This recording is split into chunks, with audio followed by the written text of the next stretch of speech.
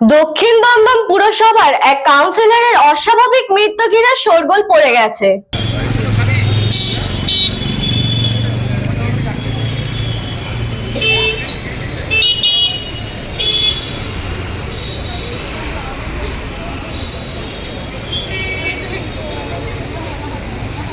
18 নম্বর ওয়ার্ডের কাউন্সিলর সঞ্জয় দাসের অস্বাভাবিক মৃত্যু হয়েছে।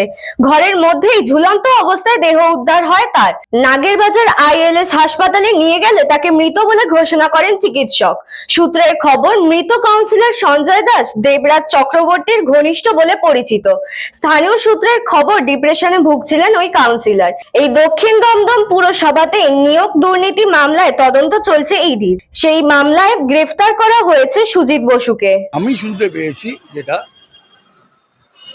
যে সঞ্জয় দাসের উপরে 10 লক্ষ টাকা দাবি করা হয়েছে এবং একটা মিষ্টি প্যাকেটও দেওয়া হয়ে থাকে। সঞ্জয় দাস তাকে বলে, আমার শোনা কথা, যে এরকম ব্যাপার বা 10,000 টাকা নে, আমি পরে দেখছি। সঞ্জয় বলার পর আমি জানি না এরা কারা, এরা 12টার পর তৃণমূল বিজেপি না পুরনো বিজেপি। আমি যা শুনতে পেলাম এরা 12টার পর বিজেপির কোনো কর্মীরা এই কাজ করতে পারে না। আমি যা জানি, শ্রমিক ভট্টাচার্য, আমি খুব ভদ্রলোক, আমি জানি, ওনার সাথে আমার অনেক দিনের পরিচিতি। শ্রমিকদের সাথে আমি একসাথে রাজনীতি করেছি, আমরা যখন জোট ছিলাম।